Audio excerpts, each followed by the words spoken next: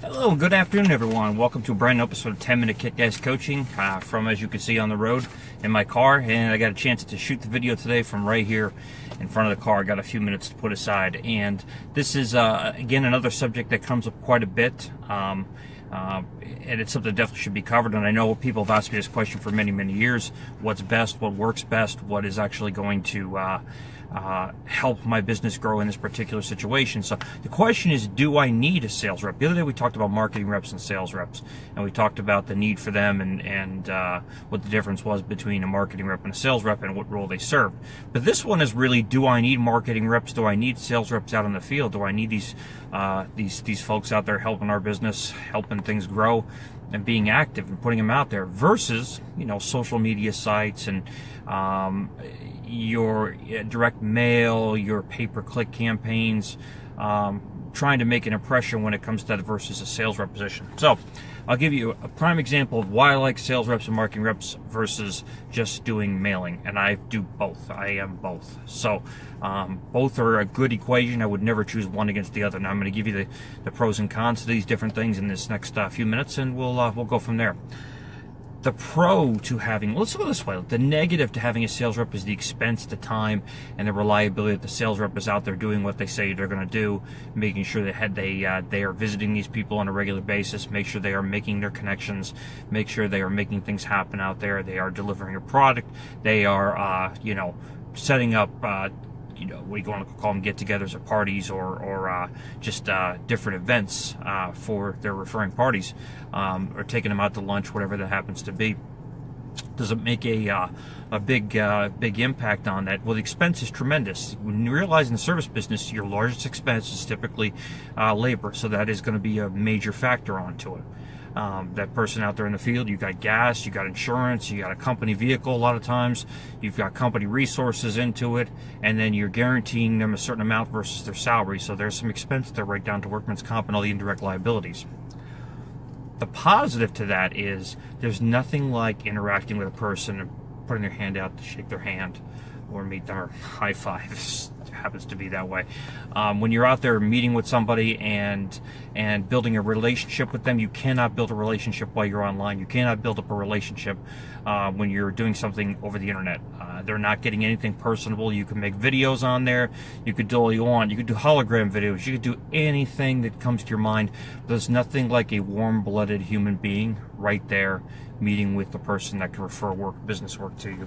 Bear with me here just 1 second. It's a little bit sunny here in the car. Much better. So having the availability, that's a little too much, I think. Having the availability of being able to have that person come in, build that relationship, build those connections together is crucial in building a long-term stable relationship. There's no comparison between somebody just having a digital online relationship versus something in person. You weren't going to date somebody that's going to be online without ever meeting you. If you were, you may need to have your head examined a little bit before calling anything that you would do online being a relationship, or being what they call, I guess, catfish today. Isn't really something that's responsible or meaningful at all. So it's essentially when you make everything about an online relationship, online basis, online marketing, there's no real relationship to having a relationship with that particular person. So that's a big one when it comes to that.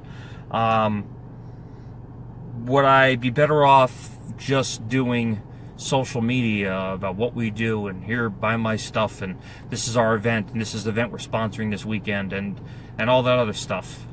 Is that going to give me traction? Yeah, and if in the right people's hands, it will get you traction. It will get you some leverage when it comes to building that relationship, doing things when it comes to social media and things like that. If the people know you in particular or believe they know you, then that's fine. But if they have no concept of who you are, or they know you in passing, there's no traction to that at all. There's nothing, there's no relationship to that at all. That's strictly a digital relationship, which means it's just like somebody at the end of the day saying, I want to end my relationship with my girlfriend, fiance, wife, and I'm going to do it by texting it. Not the best way to do it, but people do it. And because it's easier. And it's very easy for them to say on text or on a phone call, I don't want to do this anymore, but I'm too chicken shit, for lack of better words, to actually talk to you about it like a real human being. Not a lot of traction you're going to get on that. And basically, not having a sales rep or a marketing rep in the field to build those relationships, to build those solid commitments from your referral partners, makes a world of difference. I'm going to give you an example of today. I'm here in Staten Island, and I was in New York this morning. You saw by some of my pictures. Having meetings. I went to actually have to do an estimate, and I set up a couple different things at the same time. And then I got a call from the office, the restoration company, that one of our referral partners hired us for a job, and we were to go by and work out or pick up a check or some type of payment for the job if we at all possibly could. And our feeling was such that we didn't want to charge them full price. We wanted to work on something with them, but we knew probably they were going to get beat up a little bit by the consumer. Well, that company actually has a relationship with that particular building we did work in, and that particular person that hired us, I guess from what I understand, is no longer there, not really making those decisions anymore. And unfortunately, they were held out to dry, and when it came to paying the vendors that came and did work at this particular project. So they tried to honor it by paying us fully what we were owed, because that was the right thing to do.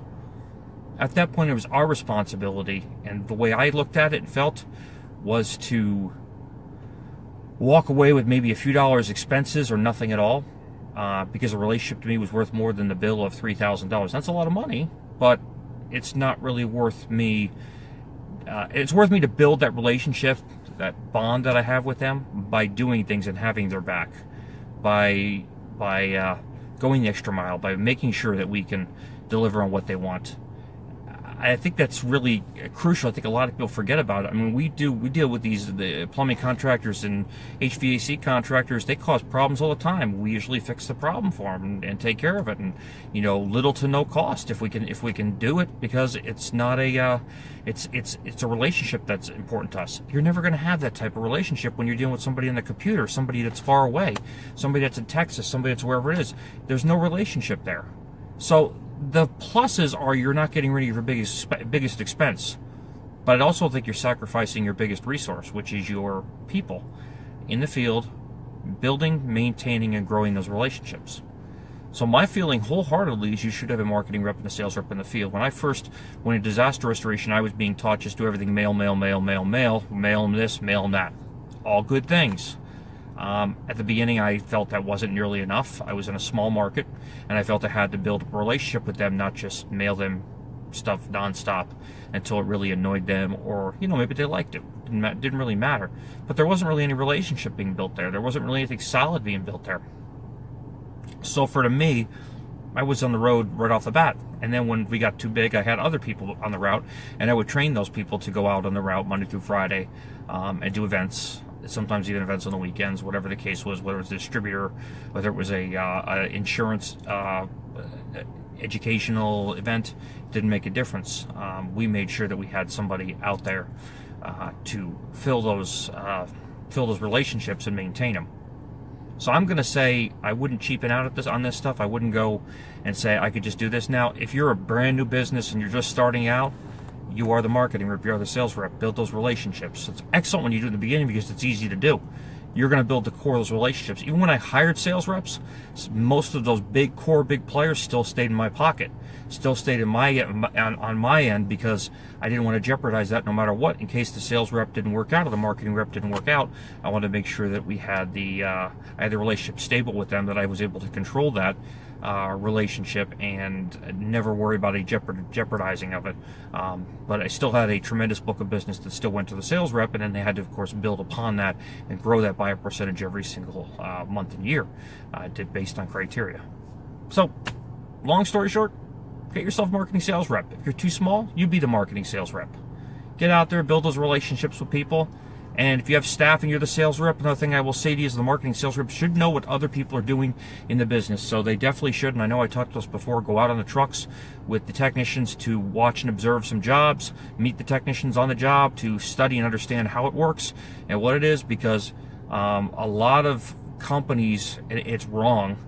They go with the quote unquote pretty face syndrome. So they'll hire a very attractive women usually to go out and market to them, thinking that will be enough, that the plumbers will go all gaga and that'll be that. And to a certain degree, I'm sure that exists, but generally when they're referring you a job into the building, they want to know somebody knows they can walk the walk, talk the talk. So they're only marketing to the actual plumbers out there, but the technicians that are going to do the job are not usually the sales reps.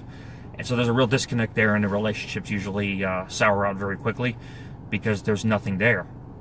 I, as a marketing and sales rep, also as the senior project manager with the company, can answer any questions. So everything at the higher end of the company, every major decision to be made, every major issue to be worked on, I'm usually involved into it because I'm the negotiator, or usually the one with the experience to handle that. So it worked twofold for me, but not everybody's going to be the person that spent all these years working and doing it and then goes into a marketing or sales rep capacity.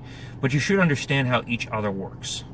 And that's all part of having a sales rep, having a marketing rep. All right, guys. Thank you so much. Have a great weekend. I appreciate it. This is episode number 81 of 10-Minute Kick-Ass Coaching. 81. We're closing close to 100. It's going to be something else. Hit 100 episodes. Thank you again so much. Enjoy your weekend, and I look forward to talking to you soon. Bye-bye.